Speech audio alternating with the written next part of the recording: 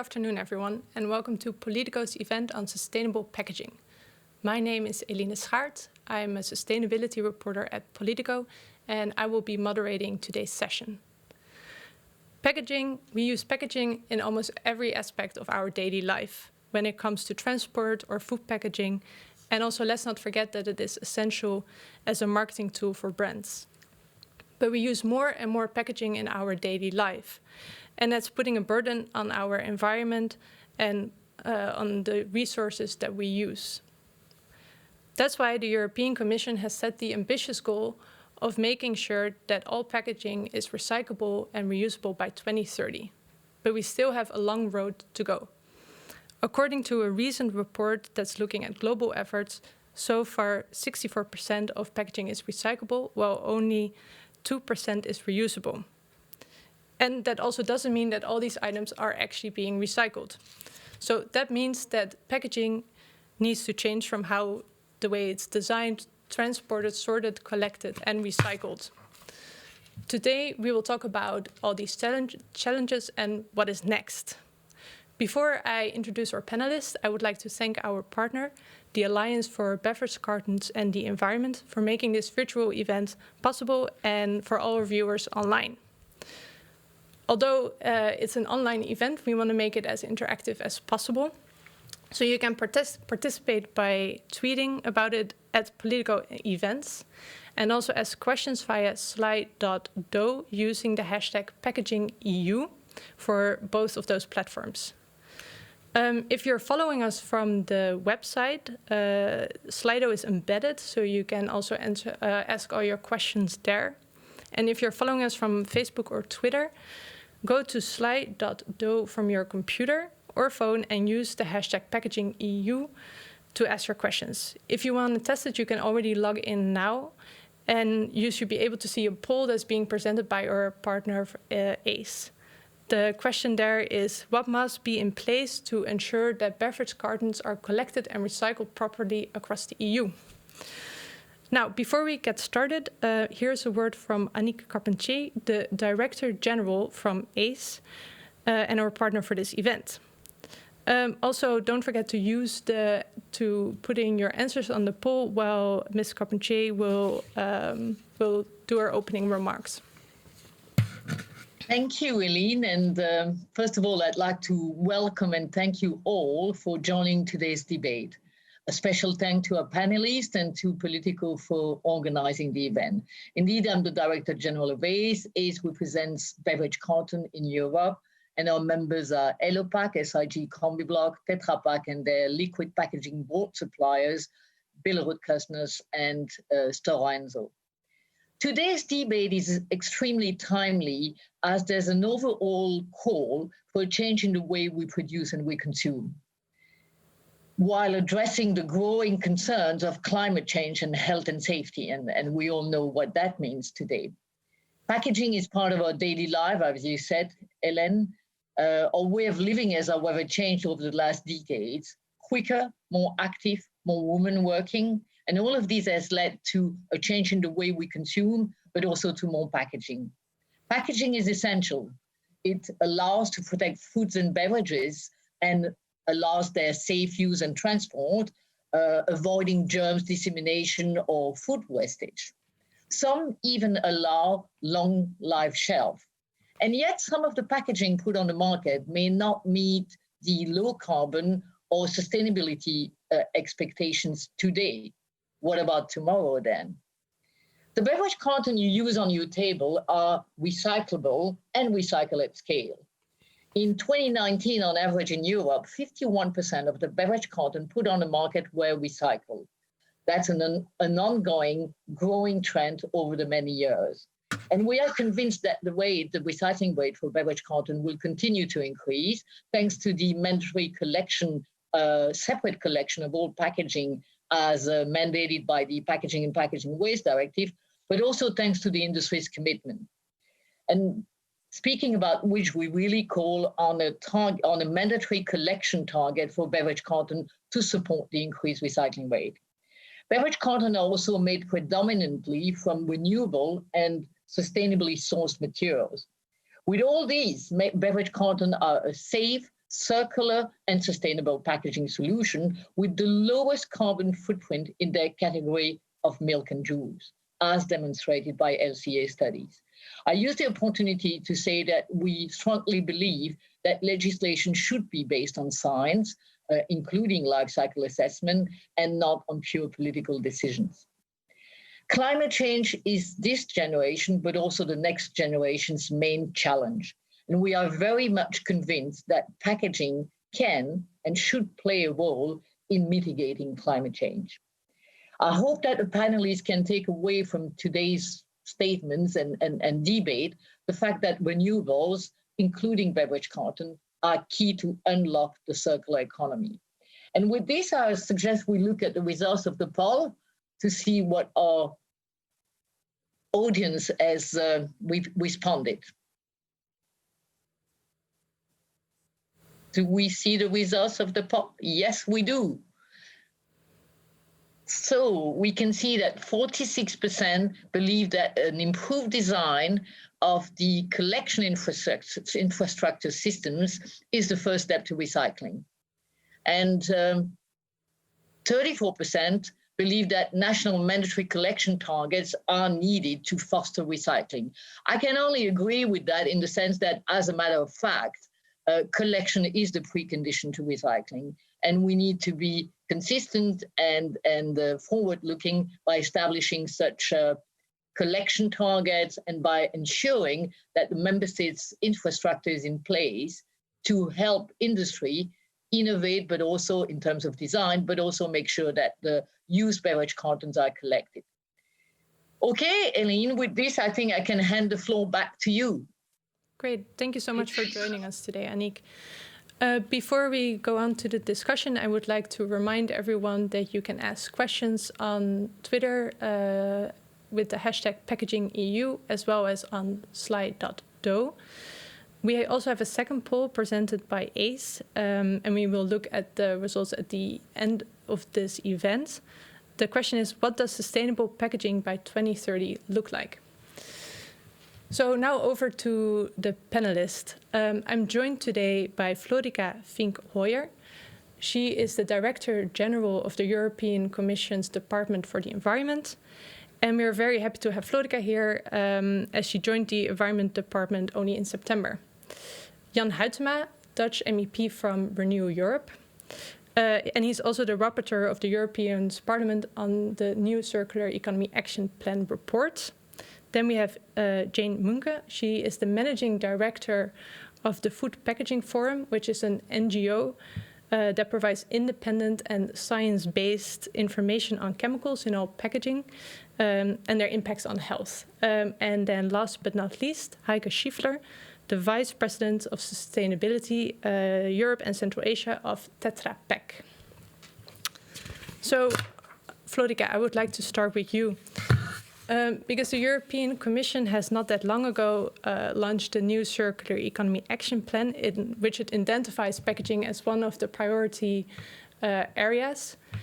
And maybe before we start talking about the action plan and what that means, maybe you could first tell us briefly what the Commission actually means when it says that all packaging has to be either reusable or recyclable in an economically viable way, which is part of the goal, by 2030.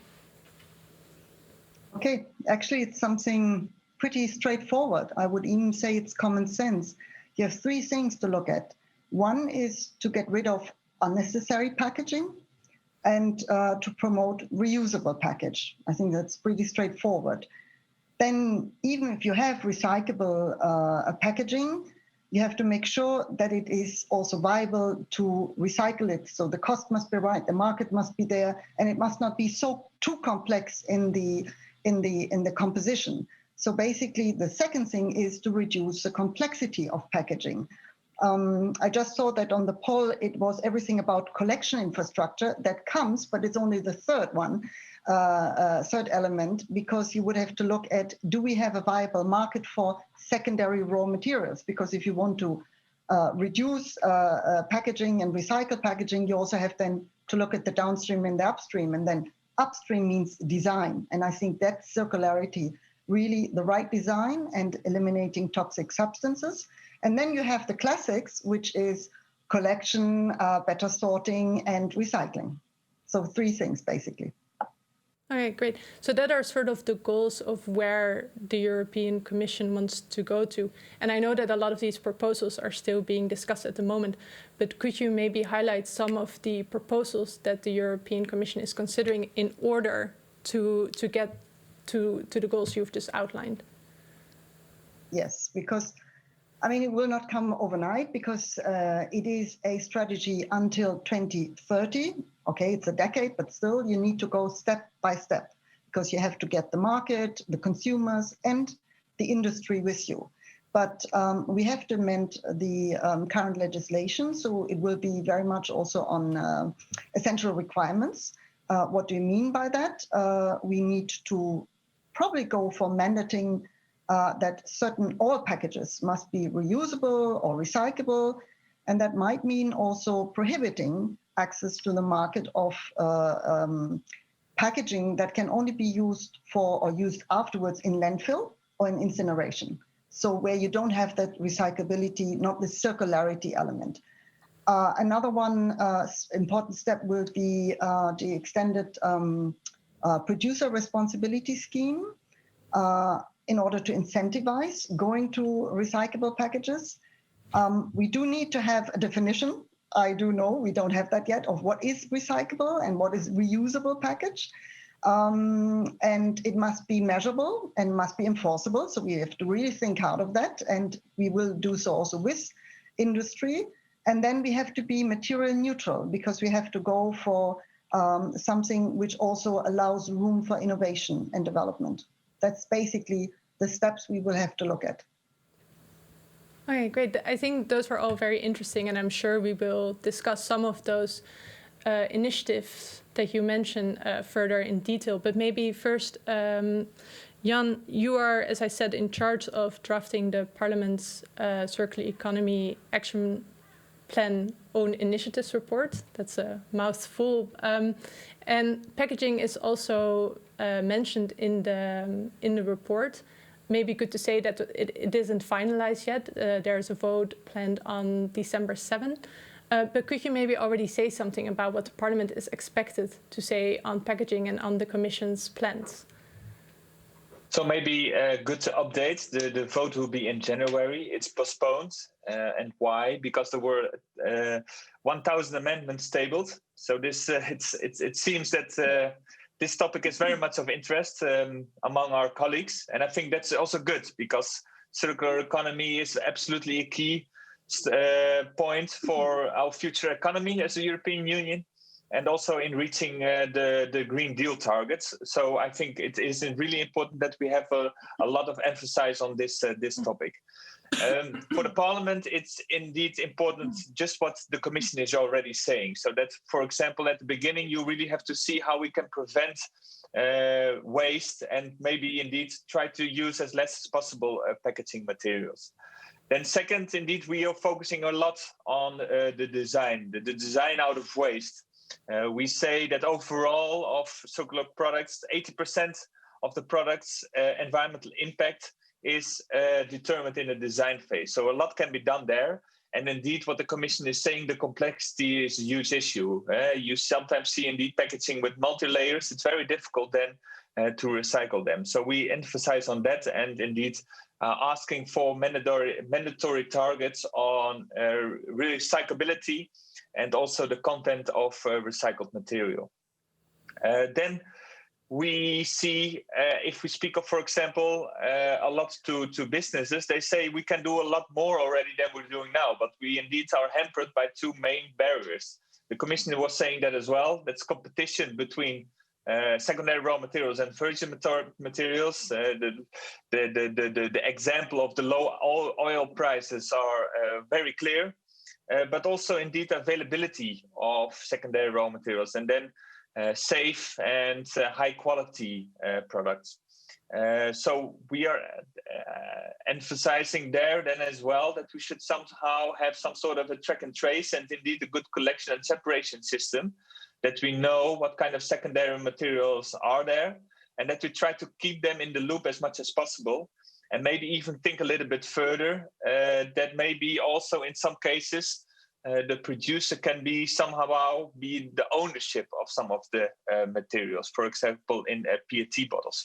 Because what we sometimes see is the risk of downscaling, that sometimes the materials are used maybe for other sectors, for example, maybe in textiles, and then after that it will be very hard to recycle them again.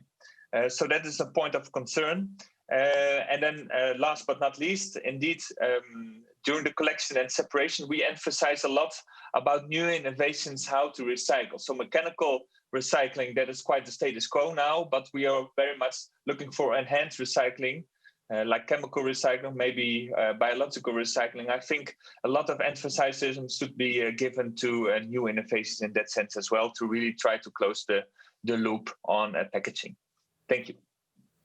Great. I hear sort of the same issues being raised about addressing this issue along the entire value chain. So it's about design, it's about sorting, it's about recycling. Maybe before going into the specifics on what is needed on those different issues, Heike, I want to ask from more an industry perspective, if you could just maybe explain how far Tetrapek is at the moment in achieving that very ambitious goal of having all packaging either recyclable or reusable. Yeah, maybe I start from a slightly different angle, because I think that consistency is important in the sense that the overriding goal must remain climate neutrality. Circular economy policies have so far left the climate impact of materials unaddressed. And we think that for achieving a climate neutral economy, the greenhouse gas emissions from materials need to be addressed. Do you maybe have an example of how it hasn't been addressed so far? Yeah, I think for instance, in terms of the packaging regulations, legislation, there's always an emphasis on recyclable or reusable materials, but there is not an emphasis on low carbon renewable material. And I think that needs to change. Both the EU and we will miss our targets if carbon is not the benchmark that we apply in all we do. And we think that's an important point when it comes to the EU Packaging and Packaging Waste Directive that is starting next year. There is a great opportunity to drive it also towards decarbonization and circularity of the sector. So that's what I would like to start with, because that's very much important. A company like ours, Tetrapek, they really need a certainty to innovate and invest in the view of helping deliver the EU targets of climate neutrality by 2050. I see that Jan wants to respond, I think, to the point on low carbon, but maybe first to go to Jane, just to so everyone has had the opportunity to respond.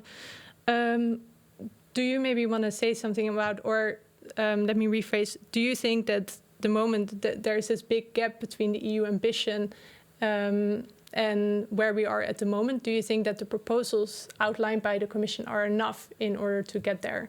And also feel free to respond what was just being said. Well, good afternoon, everyone, and thank you for the invitation to be part of this interesting panel discussion. I certainly agree with many of the things that have been said.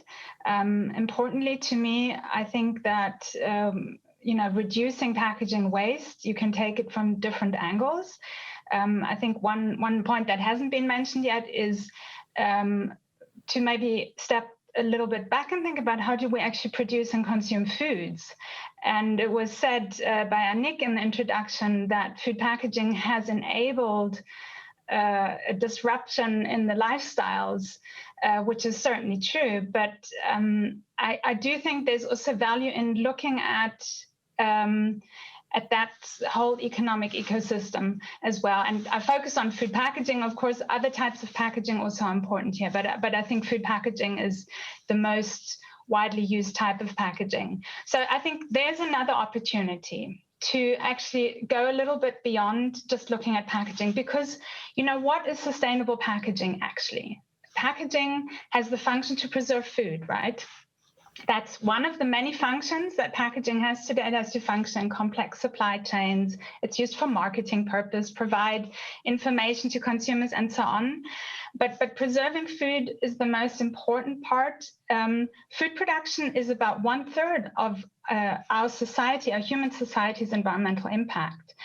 And so I think there's a lot upstream that we can also do to reduce the need for packaging even, or the types of packaging that are needed. Because as Heike said, carbon is one of the most important topics. We have several other important topics. We have soil fertility loss, we have biodiversity loss, we have the use of fresh water and so on. We have chemical pollution, we have plastic pollution, but also chemicals from other uses that get into the environment that affect human health. And these topics are all connected.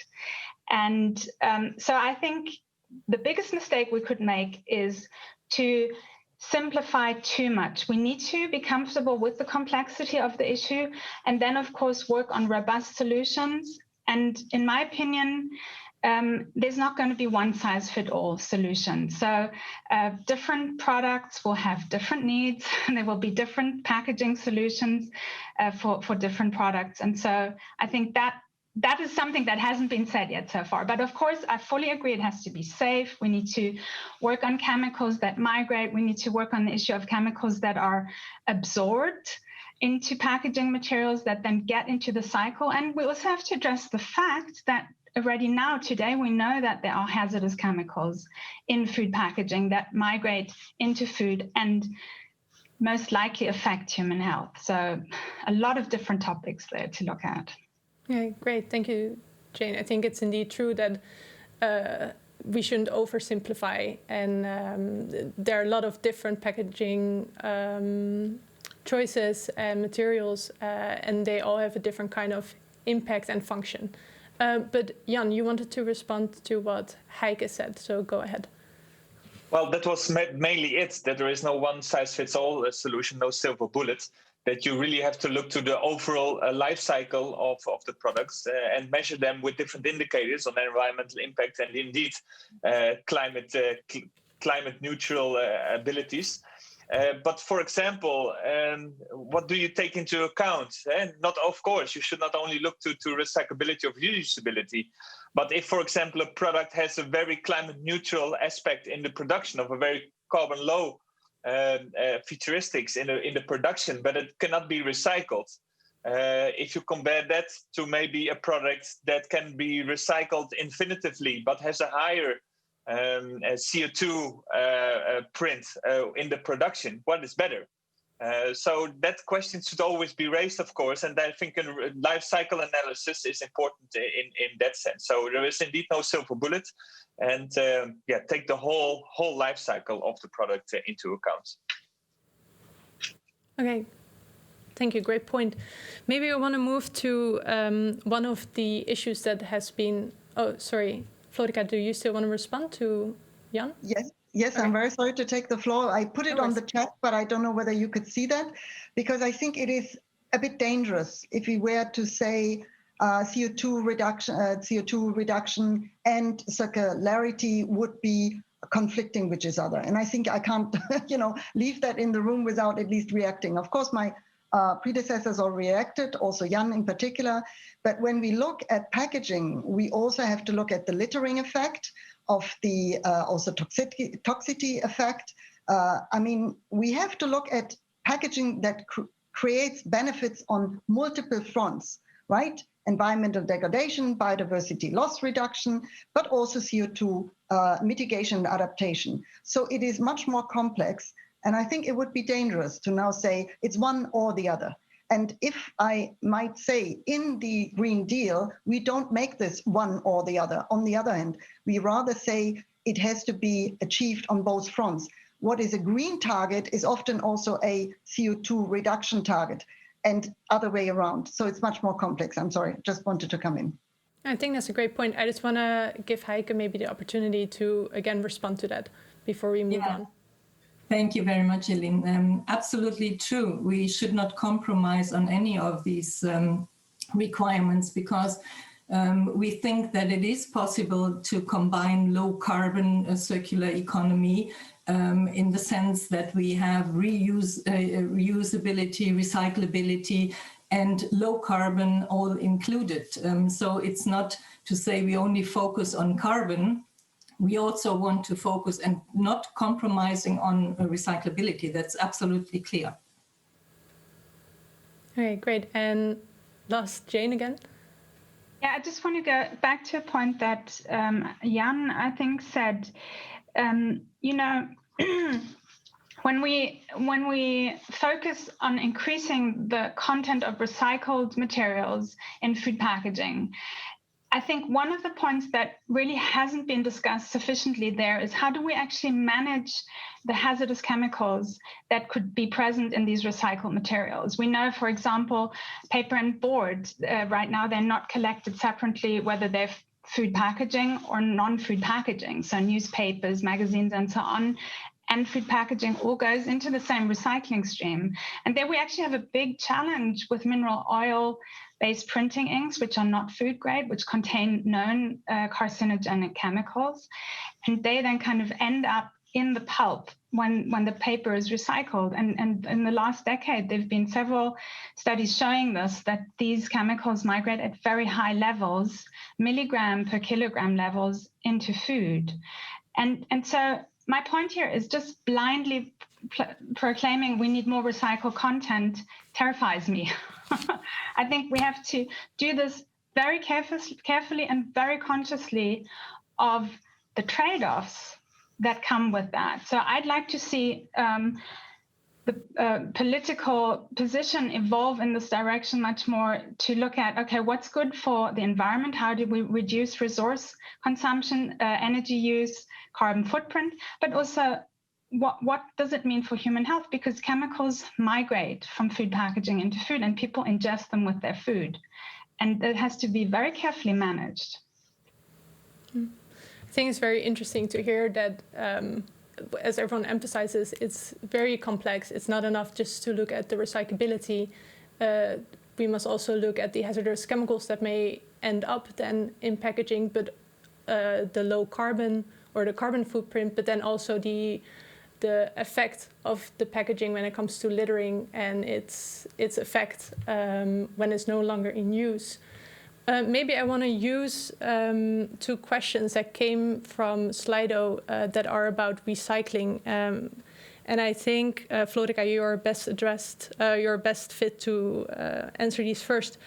One question from Judy Hincliffe is about what steps are being taken to encourage the use of recycled cardboard and plastic in packaging and to reduce the amount of virgin pulp used in paper products. And maybe another question that sort of ties into that's about the same topic, is about producers want to act sustainably, but the cost often outweighs environmental concerns. How can we ensure that sustainable materials are the cheapest option? So that's also a point that was earlier raised, is that with low oil prices, for example, sometimes virgin plastics are cheaper than recycled materials. So how to make sure that recycling also becomes a more economically beneficial option? Yes, I think I said that in the very beginning. It starts with the design, right? And to make clear that the design of a product is done in such a way that it can be recycled. And then you look at the different component of a package. We just heard about beverage packages or food packages. There we have to also look very much of contamination aspects. So in food packaging, the ultimate goal and absolute, let's say, risk for us is that it's not safe, and it has to be safe by law. And that's where we look at. But if I said, you need to look at the recycling, you have to eliminate the toxic substances in the design, and then you go indeed on the recycling streams, so collection, sorting, and recycling as such. I think it's different per member states. And it's also different per type of package we talk about. Another one is also look at now internet sales have mushroomed in a way now in the COVID crisis. You also have to address over packaging. I'm quite sure anybody who's now listening in has experienced that they bought something online and they got a huge package filled with, on top of it, very, not necessarily recyclable filling material in order to come up with something which is very small. So there you also have to work on it. And that would already reduce also certain types of uses of important raw materials. I stop there. Sorry. Yeah. Maybe, Heike, I want to ask you, when talking about using recycled materials, what are some of the challenges that Tetrapek is facing when it comes to boosting the use of recycled materials, for example? Yeah, I think first of all, we use renewable material, and we have a long-term goal. We set a long-term goal for ourselves and have created an innovation work stream that is mainly focusing on plastic reduction. And we aim to have a beverage carton by 2030 that is almost fully fiber-based. This innovation work focusing on plastic reduction and the use of renewable bio-based plastic is part of an innovation package that is approximately 100 million euro per year that Tetrapek will invest over the next 5 to 10 years to develop more sustainable packaging solutions. And of course, recycled content plays a role, and we have made a commitment to use recycled plastics in our packaging material if it's proven food safe and available. And here the bottleneck is actually we are really packing food, and food has high requirements, and we cannot compromise, and we will not compromise on food safety. That's not negotiable for us, which means actually that we need to cope with the requirements on the one side, and that material needs to be developed that can be used to food safety in combination or meeting the food safety requirements. So that's a big challenge here. But we are aiming more on plastic reduction, which means that the fully fiber-based journey is something we are envisaging. On the other side, of course, we think that we need to take a value chain approach here. We firmly believe in collaboration with all stakeholders along the value chain, and these are collectors, recyclers, suppliers, customers, and also competitors.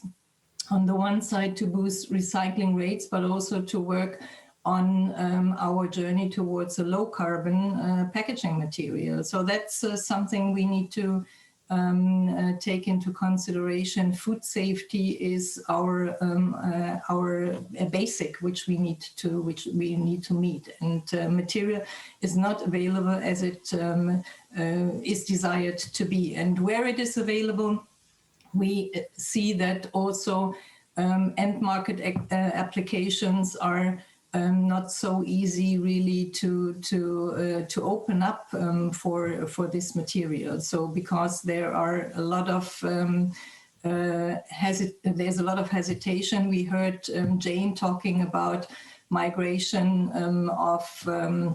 of chemicals, etc. So there is a lot of resistance also to approach recycled content for food packaging that we see definitely as one of the obstacles here. Jane, I would like to hear your thoughts on that. There was also a question coming from Slido specifically for you, and that is how, referring to what you said, how the way we produce and consume foods could be better managed in large-scale retailing. So if you also have an answer to that. Well, if I had that answer, I'd probably be running Walmart 2.0. I think that's a very difficult question to ask. And, I don't know, maybe it's also the wrong question. When I grew up, and sustainable development and Rio and so on were sort of all the buzz, we had a saying, think global, act local. And I think that actually also still works. And it's something that we saw during this COVID crisis, certainly, in this globalized economy. suddenly these globalized supply chains that were just on time and lean and so on, with zero redundancy to reduce costs, of course, they kind of started becoming very fragile and frail. And I think if there's one thing we don't want our food supply to be, is sensitive to crises and fragile. And so I think we need to think about a new kind of retail, which has certain redundancies and also certain food securities, and that also looks at how foods are produced. So yeah, I don't know exactly what that's going to look like.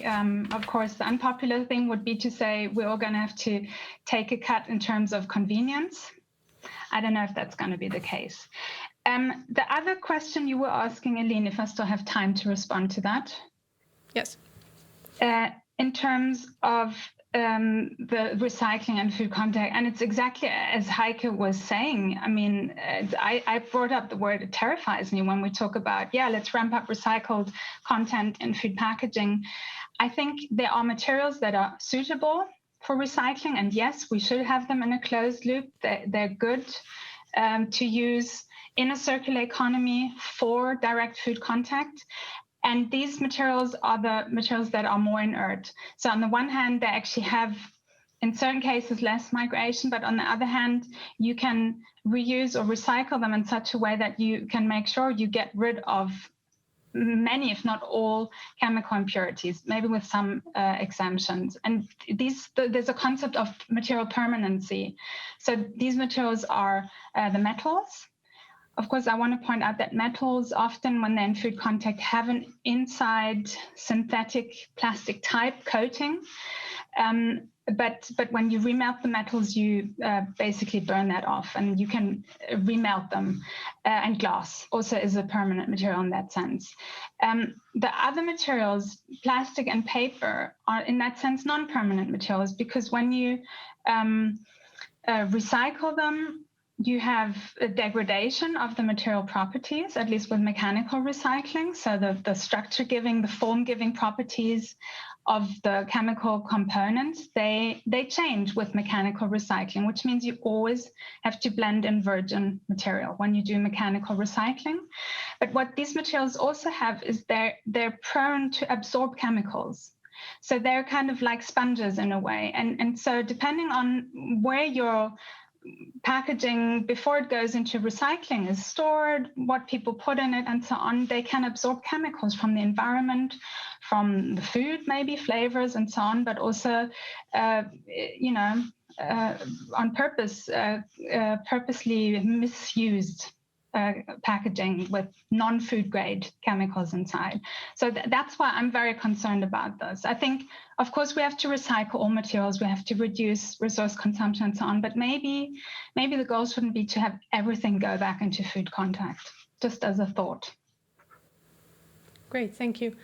I have a question from Slido that is for Florika, and it sort of picks up on the point Heike was making on trying to reduce as much plastic in fiber packaging as possible. And that is, are polymer-coated fiber products going to be cut on the Single-Use Plastics Directive and the EU unrecycled plastic tax, which, is not necessarily a tax, but an own contribution that's, but I'm sure you can explain that.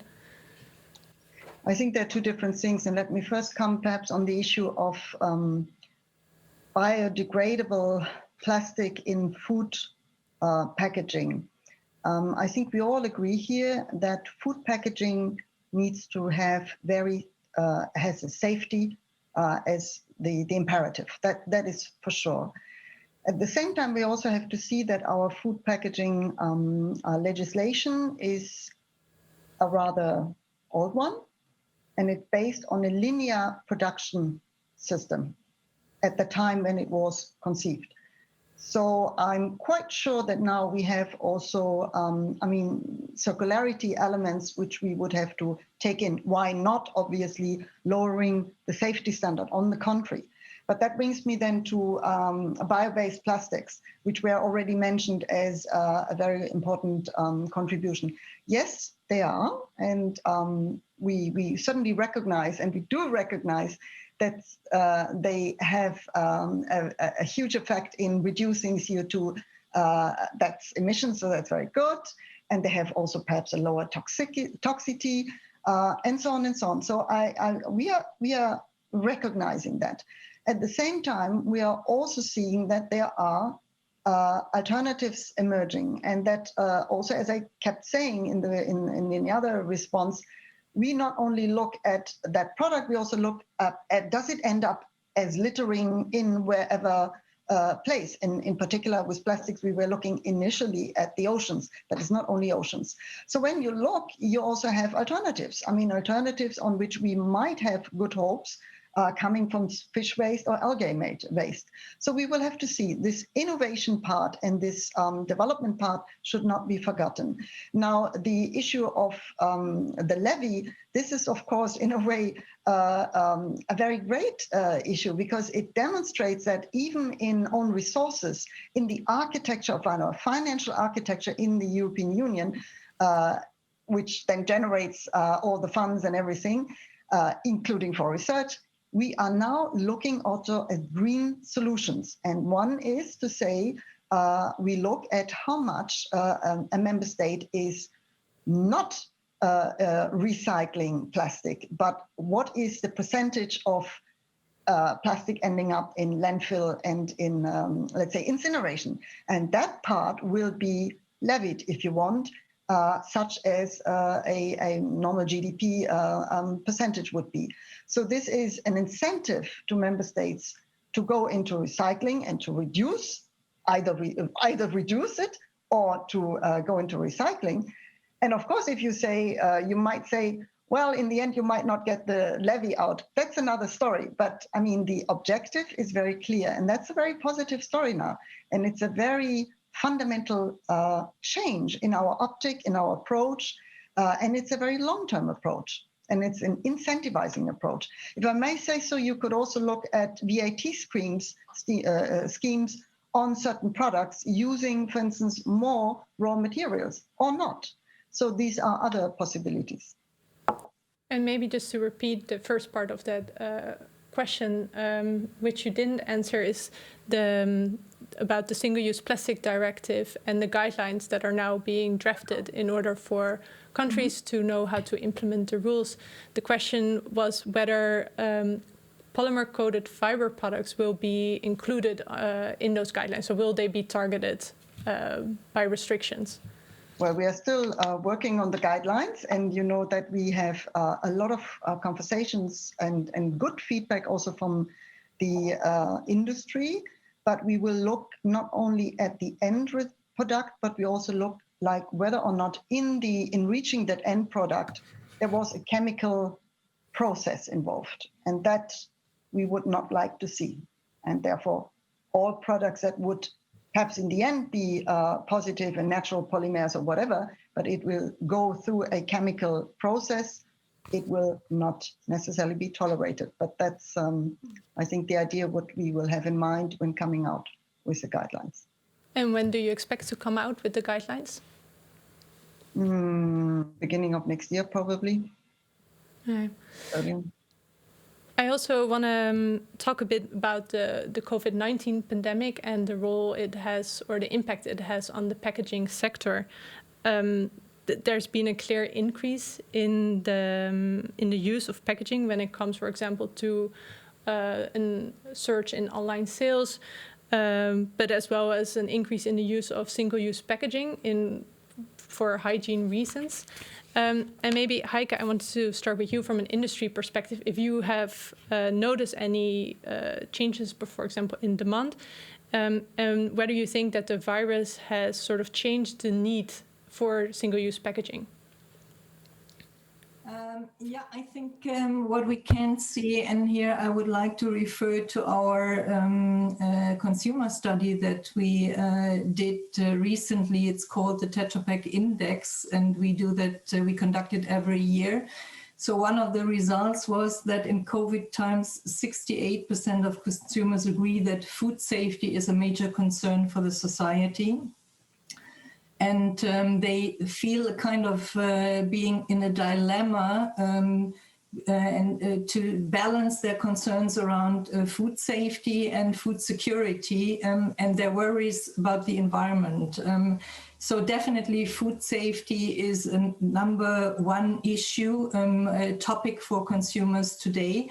And they go for packaging material they trust. And packaging material with a long shelf life. Of course, this is very relevant for consumers. The pandemic has shown that using sustainable packaging like beverage cartons really provides a safe, secure and sustainable packaging solution. That's one of our results. And that's quite an interesting dynamic here that consumers feel they need to balance. Jane, I want to ask you if you sort of agree with that concern over food safety, and if it, in that context, makes sense to switch to, in some instances, to more single-use packaging. So I think, I completely agree with what Heike said. Food safety, that's absolutely at the top of most people's concerns, I would say. In German, we say, you are what you eat. And so, I think it's a very personal, it's a very emotional topic. Of course, I need to know that the food that I buy at a retailer or in a market or grow in my garden is safe. It's not making me sick. It's not giving me neither short-term health effects like COVID or food poisoning, but it's also not giving me long-term health effects like certain chronic diseases, and that can have multifactorial causes. So I think there's kind of, it's part of the human nature to be very concerned about food safety. Now, the COVID situation that we're in right now brought with it a lot of uncertainty. There was a lot of uncertainty about the science, about how the virus is transmitted, what the long-term effects of infection are, and so on and so forth. Obviously, it clearly disrupted our society big time. I think we all agree on that. But I think what we saw with COVID was quite unfortunate, that people came in and sort of sensed an opportunity here for feeding off that fear and that perception that single-use packaging is always better because it keeps the virus off. And if you look at that very scientifically and objectively, which I like to do, you have to say that actually doesn't really make sense. First of all, we know now that the virus mostly, still with some uncertainty, but mostly is transmitted through the air. So the best thing to do is to stop sharing air, as people say. Of course, wash your hands, keep on doing that. But wiping down groceries, okay, if you're very concerned about that, you can also do that. But it doesn't matter whether your packaging is single use or if it has been reused. You have to be careful with it anyway. You have to wash your hands and so on. And so I think what we've been seeing here is really just kind of feeding off the fear and fear-mongering, basically. It's very unfortunate, because the other impacts of single-use packaging are still there on plastic pollution, for example, climate, and so on. So here again, we see an example of what can happen when you focus on one single issue and forget everything else. I think that's very unfortunate. Picking up on that, Florika, I wanted to ask you, also feel free to respond, that in this context, the Commission has also been asked by some industry groups for some delays when it comes to the implementation of the single-use plastics directive. And we've also seen some countries, for example, Slovakia, postponing, in the case of Slovakia, the launch of the passes scheme on plastic bottles because of the coronavirus. Do you think some of these delays are justified in the current environment? Let me first say, and I'm saying it without cynicism, even though it might be appearing like this, but any crisis has winners and losers. and the packaging industry was a winner. And I say it not as a judgment, as just as a factual situation. And it has proven, obviously, that it does provide packaging, and also sometimes single use, has provided certain reassurance and has also, has reduced certain risk. And we all agree on that. But I think, again, it would be, first of all, I think it is wrong if you think about COVID to mainly think only on packaging for food. I would rather think about the mask and the gloves and other things which are single use and which are littering. So I think it's a bit one-sided approach here. But I also believe that the consumer will not necessarily stay on this path and would say, I look for convenience versus sustainability. I don't think so, because the COVID crisis has, as was said, actually also reinforced certain mind shifts in recognizing that raw materials are limited and biodiversity loss is real. So I think we will not necessarily then have a sustained view, even though on one single use. And to answer your question, no, COVID is not an excuse. And I must say, we have received that in a lot of other areas as well, when we have infringement requests. There are very few examples where we have accepted delays. But here in this case, we will not use that as an excuse. We will have to go ahead with the addressing really our objectives, and which is a regenerative economy. Great. Jan, I wanted to ask you, it's a question from Slido, and it sort of touches on a point you made earlier about the need for innovation and investments. And that's in connection with the point that there's no silver bullet. How can we avoid the temptation to over-prescribe packaging requirements and unleash innovation? I think that we need some sort of a sandwich model there. So indeed, policy is needed. I think indeed in the design phase, we can demand some minimum standards there. But we also have to see to market-based instruments, and indeed that the market can be some sort of an incentive there. And indeed, what the Commission is saying, how can we indeed try to restore somehow the competition between virgin and secondary materials? I think a lot of instruments can be in place there. So, for example, tax measures were mentioned. What I think is an important one as well is that we link much more the rewards for CO2 curbing with the materials. So that is a clear link with CO2 certificates. Extended producer responsibility is one. Maybe, I don't know, for packaging, but maybe public procurement could be one. And indeed, I think, how you say, a good legislation, good policy for the long run. So you have certain certainty for the long run. I think that is important. Now we see sometimes as well that different legislations are contradictory to each other, or that there is even a stimulus, for example, to export packaging waste outside the European Union. Well, sometimes this is illegal, sometimes it's unintended. This really should be tackled. So it's much more than that only. And I think indeed maybe we could also think on some waste compensation program. So many things are there.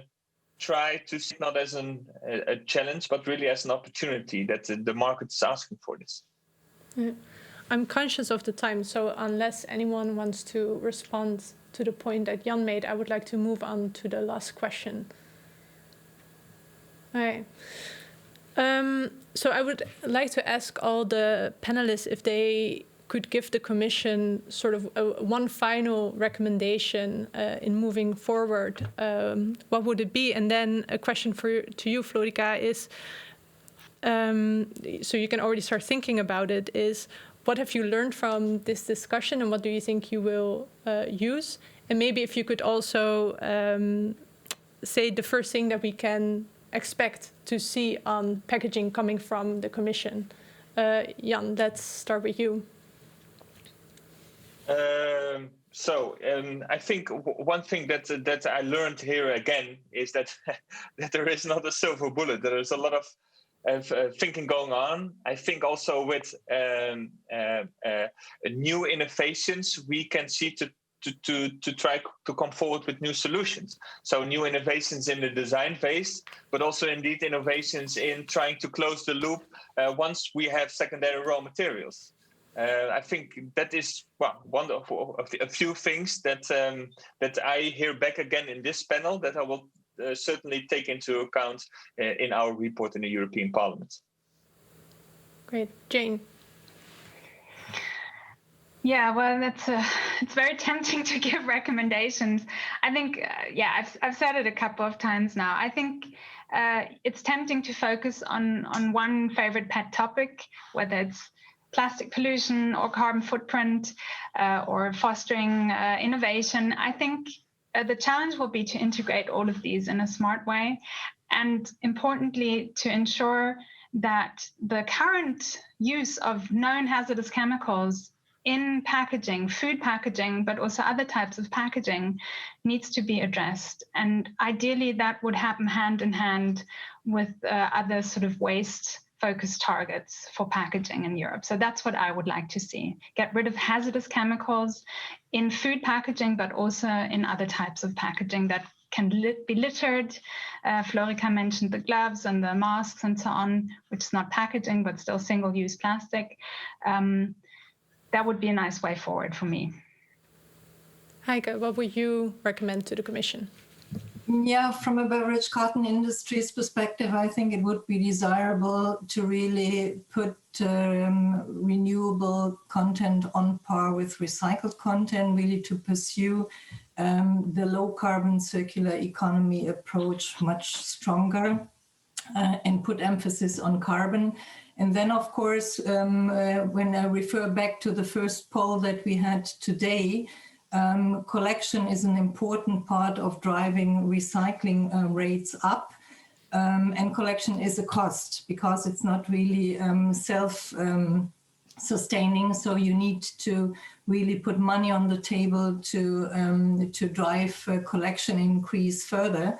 And we think from a beverage carton industry's perspective, we are lacking definitely a mandatory target for beverage cartons, which would surely help to push up collection if there would be a target for recycling in place. That's something I think is necessary here. So carton industry has made their homework. A design for recyclability guideline has been developed. It will be issued in spring 2021, but we also need to have the confidence that investments we plan for are really, that they are secured from a legislation point of view. Thank you. Florica, a lot of different things has been recommended, very wide-ranging, and I think that is also something that we heard throughout the discussion. It's a very complex issue.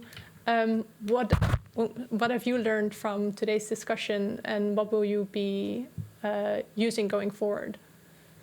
Well, first of all, thank you, Aline, for giving me that feedback loop today, because I think we always need to get that. And it was at the same time also comforting, because while we need the consumer, the NGO community, the industry, and us as regulators to work, and regulators also, Jan, of course, even more than us, because he's the one deciding in the parliament. But if we work together and we have at least the same end objective, and we know that we have to change course because of the different crises that we are facing, which are interlinked, I think I'm heartened by getting recommendations, because I know we are all going towards the same goal. I also feel heartened because a few of the suggestions or requests that were made are being taken up, be it in the chemical strategy, which we just adopted in order to really reduce the most toxic chemicals, or as Jan was just asking, indeed, we have to look at the shipment of waste in order to perhaps stimulate the internal intra-EU circulation of waste in order to stimulate to have more material to recycle on. So I find that heartening, and I would rather recommend others, those who are not listening in now, to give us more recommendations, because we still have our online consultation open, I believe, until 6th of January on the Packaging and Waste Directive. So please make use. This is an open online consultation, and give us more feedback and more recommendations. That's why we put it on. Thank you. And just to repeat the last question I asked before, what is the first thing that we can expect to come from the Commission in terms of packaging?